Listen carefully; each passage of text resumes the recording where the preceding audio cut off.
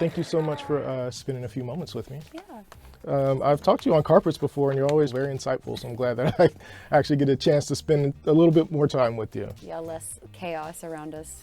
I hate the chaos. Yeah. People always ask me about carpets, and they're like, "Oh, haven't seen the carpet in a while." I'm like, I hate carpets. Yeah, they're definitely manic, and just they take a lot of energy to do, even if it's like just 10 minutes. Yeah, it's a lot going on, and you have to stay focused on what someone just asked you, and there's like 1,000 people screaming. But yeah, this is more my speed. Interesting, because obviously as a journalist and reporter, I talk to other reporters about it. Some love them, some like me don't like them, and it's kind of like you said, you have to remember so many different facts about so many different artists, and so I've never heard it from the artist perspective.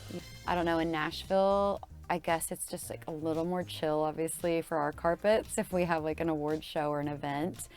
And there's just not those like aggressive, like screaming over one another or pushing. It's just like it's different, yeah. Maren Morris's brand new album, Dreamsickle. You're releasing a new album.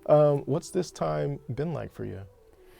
I mean, it always feels a bit chaotic, but this is the first album I think I've ever led up to with such a sense of peace around. I don't know if it's my headspace or just the way we've rolled this record out has been really steady. I don't know, I think it's probably more so the former, and my state of mind is just a little bit more, I don't know, mature and settled and less anxiety-ridden and insecurity-ridden, and I've relinquished my like illusion of control that I thought I had. And so it's just, I think there's a peace I've made with myself as the writer of these songs and the person that experienced them firsthand, that like I've taken it as far as it can go. Like I wrote it, lived it, recorded it, put it out, and then it's the world's. I mean, I think that's always been the case, but this is the first album I truly feel like I can give myself that permission to just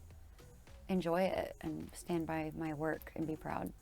Yeah, when I listen to some of the adjectives you use, like even insecurities, I think the public or fans will say, beautiful woman with immense talent and millions of fans, like she has insecurities. Some people may not attribute that to someone of, your stature. Yeah. Well, I think I have an armor that's been built just through touring for so long since I was a kid. I think there's just a natural boundary I have there. But with myself, I think with the pandemic and motherhood and divorce, it's just like everything's sort of, I don't know, like maybe I put on this less abrasive version of that armor, and now it's just about protecting myself, but also not shutting down the allowance that life will still happen and like beauty can still happen. But I think I just, I'm a confident person, but I have moments of, oh, did I take this too far? Or did I say this in a way that's not gonna, resonate with an audience outside of my own brain? So, I mean, there's always that, but this is the record that truly is my own in a way that's like, I'm in my 30s. I've gone through all of these personal upheavals, but also, wonderful things that have come through that as well. I think that now I can just sort of enjoy the creative process, and, my fans that I've built over the last decade have been very supportive of, all of my music, but also just me as a person and, what I stand for. And that's helped me like kind of get back a confidence and let go of, this relentless need for control of perception, or, just, I don't know, there's a freedom that I've found in this album that's a new version of what I thought I had. And I think it's just more wise and lived in, and maybe part of that's just like being in your 30s. You just don't like care as much, but you care about what you do, but you don't care about the reaction as much. No, that makes total sense. What does freedom look like to you now, since you've used that word? I think just boundless, ceilingless, whatever may come. It's like the sound feels really liberated and free. I mean, I never felt like I had like walls or fences I was staying within. On my previous records, I was always, you know, pushing some boundary within, you know, country music or even my own self and my own vocal capabilities. I was always stretching that much further with each album even. But I think this one is, yeah, it's really celebratory. It deals with grief. It deals with the friends that help patch you back together. And there's notes on my motherhood and how this new season of life has changed me, but also like, you know, being single again and truly finding this new sliver of myself that's sort of been laying dormant and now can be fully realized. And just the songs are the mirror of that. But I think, no, it's a new season of my life and also a really exciting one. And I'm just welcoming her with open arms. Oh, that's beautiful. I listened to the album, really enjoyed it. You know, you kind of mentioned, you know, like the divorce and motherhood, and you've been through a lot personally, like over the past year or two. Like, how was that channeled into the album? Yeah, it certainly was. I was writing all through all of those personal losses and evolutions. I just never got out of the studio. I think I maybe to a fault stayed in the sessions too long because I just didn't want to go home. Like, I just didn't want to be in the silence of my own thoughts. I wanted to be around people that helped me create sound out of my grief and also feel like productive that day and not wallow in my like self-pity for hours on end. So I was really just avoiding going home, and I would stay in my sessions late and like also write on days that I probably should have just like taken a nap or gone to see my therapist or just a personal day. But I just, yeah, I wrote through all of it, and I figured if I could write through those darkest days of my life, like the fun songs are going to be on the other side. So I just got to stay on the saddle with my co-writers, and just they helped me really get through the process of, you know, just literally processing your feelings through lyrical composition. And also there were moments where I'm singing on some of these songs where I don't even remember doing the vocal because I was just in such a state of like loss and grief and blackout almost, and my brain was protecting me, but I was still physically there, able to do the vocal recording.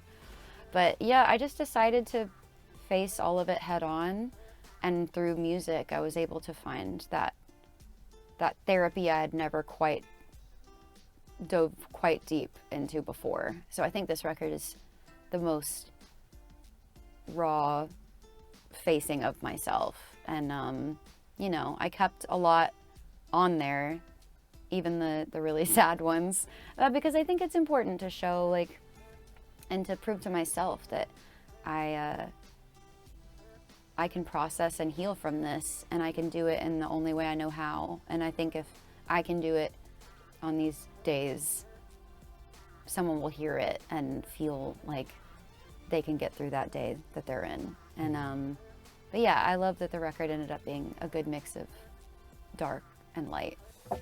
Yeah, I think it's not a stark contrast, but there are some very sad songs, like you said, and then some very joyful songs. And you know, how would you describe the vibe of the album? Because in some ways it's very, I don't want to say 60s or 70s kind of light rock / pop, but you're the artist. How would you describe the vibe? Oh man, I mean, I never categorize my records particularly in genre form at this point, because it's just, I end up rambling on about, oh, it's a little bit country, it's a little bit pop, it's a little bit this and that. But I think I just kind of answer it with, it's me, it's Maren. I don't know, like, I think if you've looked at my work ever, or if you're a first-time listener and this is the record you discovered me through, I think it will all make sense. It's very like laid back and vibey in moments. It's also got some like really acidic humor. There's a lot of like just raw vulnerability of like, oh, I can't believe this line was written. Can't believe like I was able to get that out and like put it out. But I think ultimately it's a hopeful album. Like, it's not wallowing in the grief for too long. I think I did that intentionally because I got divorced over a year ago, which is still, you know, like fresh, but I think so many steps lead to that happening to begin with. So you've already processed some of it by the time, you know, your friends and family and the public finds out. But I think I didn't set out or want to make this divorce record. I think I could have rushed one out when I was still in the pits of hell, but I would never perform it. So I think I gave myself time to, you know, grieve and go to therapy and be with my son and be with my friends and figure out like what this new version of life is going to look like, and then write about it.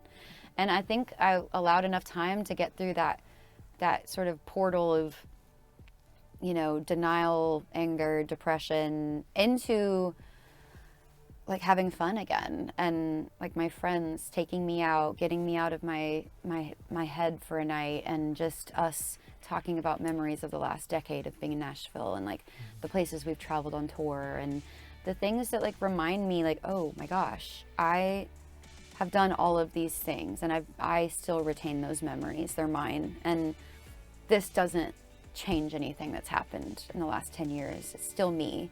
So I was able to like find these pockets of humor and joy, like you said, in those sort of healing moments. And so I'm really lucky that the record ended up being timed out this way instead of like a year ago, because I just wouldn't have wanted to perform it, and I wouldn't have wanted to tour off that music. It would have been too painful to perform, quite frankly. But I think this record gives like a fuller picture of what the aftermath of heartbreak looks like, which is a lot of self-reflection and ownership of things you might have done, and you know, it's still your version of things, but allowing the responsibility of what has happened to be somewhat on you as well. And I think there's like that's part of the healing too. It's like not the blame game. It's not the phase of anger. It's like knowing that, yeah, this takes more than one person to break. And yeah, I think that there's like an honesty there that I was interested in tapping into. Yeah, for somebody who's thought of as very open and honest always, like I was also struck by the vulnerability of this album. Thanks. Yeah, it is very honest. Thank you. I guess talk about Cut. Cut came together, it was an idea I had for a long time, and I brought it to a few different co-writers in sessions because I was like, I have this idea of this theme of you holding it together all day, no matter what's happened, and just keeping an even keel, and then by the end of the night you just want to scream. And once the door closes, all bets are off, the scene's over, and you can just fully let it out, like a guttural what the hell. And so but the people I brought it to like didn't get it, and I think probably rightfully so. They're like, that makes probably only sense to you. They didn't quite know like how to get around it, to write it down. And so I finally just brought it one day to Julia Michaels, and we were writing with Caroline Aylan and Joel Little. And Julia and I have had a friendship for years and written, and she's just one of my favorite songwriters in the world, but she understood what I meant completely. And she thought of the idea, the title Cut. She was like, that just feels so blunt. And I was like, yeah, I love that. And then I feel like once she said the word cut, exclamation point, the whole chorus started to sort of lock in. She jumped on the song, and yeah, that's how that song came to be. And we've played it live, and it's such a cathartic moment with the crowd. Bed, no breakfast. Excuse my directness, this is a bed, no breakfast. Bed No Breakfast wasn't really supposed to be the song we were writing that day. I think we were starting with something else. And then I was just talking to my friend and co-writer at DeLacy, and I was just telling her about like a bad date I had had, and how I just don't want people in my space like after we've hung out for the night. And in sort of like a politely but cold way, I was like, I just want to kick them out at the end, because I don't want to wake up next to someone in the morning. Like, I want to have my bed to myself, have my like routine, make my coffee. I don't want to be like waiting for you to call your Uber. So yeah, it's like a very I don't know, like modern day dating nightmare / comedy. So Bed No Breakfast is just me being like, I have a bed, but you are not staying till the morning. There's no coffee for you. There's no eggs, like nothing, no orange juice. Yeah, please get out. In the kindest of ways. But I hope to see you again sometime soon. I love that. Perfect explanation. Thanks. Probably my favorite song, Push Me Over. Oh, thank you. I'm a huge fan of the band Muna, and I'd been wanting to write with them for a long time. Naomi was just pulling up sounds they'd created, and I had this whole concept in chorus for Push Me Over already in my head, because I was like, usually especially if I'm a fan of someone and I'm coming in to write with them, I want to be prepared and have like a banger of an idea. And so that morning in my hotel room in LA, I was just like, what is the vibe? What can I bring in that they'll love? And I brought in the chorus of Push Me Over, and they were like, okay, well, that's half the day done. Like, you've written the hook and the whole chorus. And I was like, yeah, but it needs to be sussed out. And also, like, I have no music in my head that goes with this. I just have like the melody. And so, I mean, the whole chorus I had written about, you know, I'm dating again, and I recently in the past year came out as bisexual. So I went on a date with a woman for the first time, and I was just like, I want to write about this. And Muna also feels like a really safe writing room to write this subject matter around, and I can ask all the questions. And yeah, it was a good day of like, yes, we got an amazing song out of it, but also I just felt I felt like I had community in this way for the first time.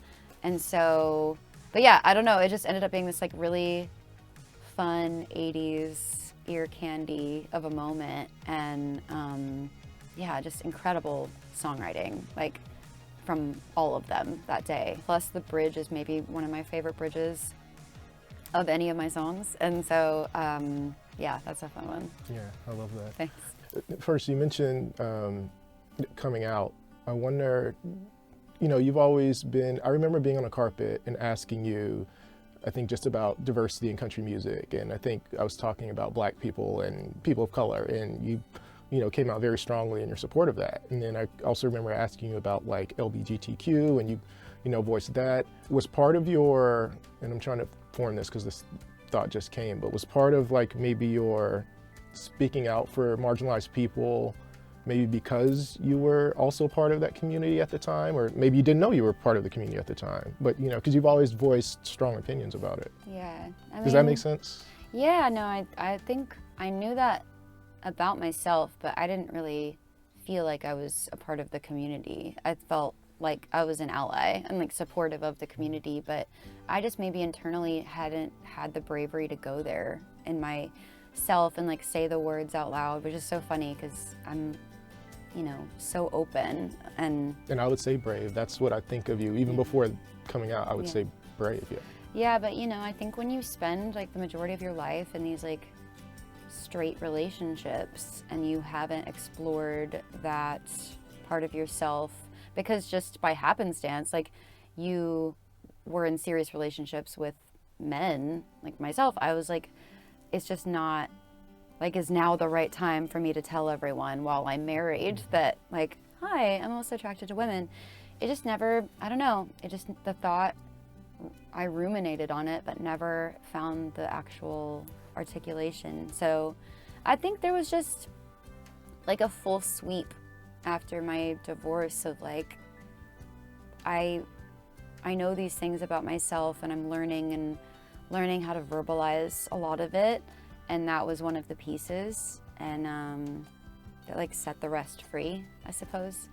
But I was obviously like so just bowled over by the support, and you know, also within Nashville and my community there, I feel like that needs to be said, because like, you know, it is a very open place. I hope people like know that there is a community there. But yeah, I felt very wrapped up and embraced. So that was a nice, like, yeah, I was just like, damn, you like find out new things about yourself and the world, like even at this day and age, not that I'm like decrepit, but I was just like, you feel almost this like sense of, I feel like I know everything now, and I don't, but I'm like, I just, yeah, you get to this point of like, I've gone through a lot, and it's all relative, but you're like, I think I know myself. And then you're like, wait, there are new things that maybe you haven't felt like you had the key to access. And I'm sure when you access them, they're beautiful. Yeah, oh my gosh, and it's like a weight you didn't realize was sitting on you. Yeah. Well, I'm glad you Lifted. released it. Thanks. All right, as we're wrapping up, what song would you say, because I also love Grand Bouquet, but what song would you say most defines, not even the album, but you in this era? I mean, every song has me in it, but I think like right now what sort of wraps up the whole idea of me is the title track, Dreamsickle. Dreamsicle, so sweet and simple. I think because, you know, it was the first song for one of my albums that I wrote alone, and I don't often do that, which this song kind of made me want to continue because I'm just so used to collaborating and co-writing, and that's sort of the way I learned to write songs in Nashville, was like the co-write way, and I love doing that, but Dreamsickle just felt like, you know, it came to me at 3 a.m. in the middle of the night, like on a full moon, and I just had to write the whole thing down. Luckily, I had an acoustic guitar in my bedroom nearby, and yeah, it was just this thing about myself. And I always have these introspective songs on a record that peers into my own soul and is like, why do you do this? Why do you act like this? Why do you perceive the world this way? Why do you perceive yourself this way? And Dreamsickle was just me being like, please wake up and realize you are rushing through or already mourning things that you're still in. And like even when something's fun, I feel like I'm already bracing for the grief I'm going to experience once it ends. And I truly like never know. It's sometimes hard to know like how good you have it while you're in it. It's like always in the rear view, and I feel like I'm in a place in my life now where, because I've created so much more space for myself to have the energy to expend on things, like I have more energy to recognize my presence and be present. So I feel like Dreamsickle is the song I ended up, you know, naming the record after, but the whole thing is about this like childhood nostalgia thing and how we get so adaptive and like addicted to how things used to be, or even like when you sort of comfort your inner child and watch an old like movie from your childhood that just calms you down, or you know, a show that maybe you liked in your youth. I don't know, I just go back to like, you know, a Disney film, or like, I don't know, the 1000th time I've watched Friends, and I'm like, it just reminds me of a time when you just didn't have as many responsibilities or burdens, and so it's maybe a self-soothing tactic. But yeah, I don't know, I think this song reminded me to like just stay in it, even if it's like sad for a second. Like, enjoy the party, don't worry about the mess tomorrow, just don't worry about the ice cream melting, just enjoy like while it's still in your hands, because everything that I thought was going to be permanent in my life, like in some form or fashion, either ended or evolved into something completely different. And so that's literally life, and this is like my kind of sweet sad song to remind myself to be in the present and not mourn what's still happening. I guess lastly, you mentioned not putting out a record a year ago because it would have been too sad to tour possibly, but now you are going on tour with this record. Just talk about the tour. What can fans expect? And maybe what do you want to get out of the tour? Yeah. I mean, I think there's always a sense of like camaraderie and safety and comfort at my shows, and obviously like fun. We want to feel like well-rounded, and you know, building out a set list for a tour now that this is my 4th album and all of the, you know, collaborations I've done over the years. I feel like I try to make a well-rounded set list that everyone will, you know, enjoy and feel like they got something new out of. And I think, you know, for myself, I want to feel like I can connect these songs to a bunch of humans every night and give my all and feel like I never feel like I'm half-assing it. I'm just like, with these songs, especially with this new record, it's like I truly have to be present in all of them because there's a ton of vocal acrobatics, but also quietness. I can't just like go into autopilot of, I'm gonna sing at 11, like, you know, on the volume scale. Like, there are moments I truly have to just connect to every single word, and I think that's why I love this album so much and why it's meant to be on the road, is because it's like, it feels like a live album in a lot of ways. So I just want people to have fun. I want people to, you know, escape whatever they're going through if they need to for a few hours, but also like, I hope they feel like held for the moment, whether it's by me or a certain song I'm singing or the community of my fans around them. I think that's such a huge like compliment to me, is over the years building a crowd that feels safe and diverse and like you can be whoever you are and be in that room and know that like you've got friends around. I think that's like something I'm really proud of that I've built over the last decade. Emotionally, are you prepared to perform songs, particularly off this album? I guess we'll see on that first night, like, or in rehearsals. But no, I feel like I've not like moved on so much from the material that I'm removed from it. Like, I'm still really emotionally in tune, but I think, again, you know, this is me 1.5 to 2 years out of my divorce and just a lot of like career shifts. I had to like, you know, moments of that I had to grieve and rebuild. So I feel like I'm on the other side in a lot of ways. So I can just enjoy myself and enjoy connecting vocally every night with the crowd. And I don't think I'm going to be so emotionally raw that I'm like, you know, falling apart on stage. But who knows? It's happened before. Maybe if you're lucky. But yeah, I think I'm good now. And I'm just excited to like bring these to life every night.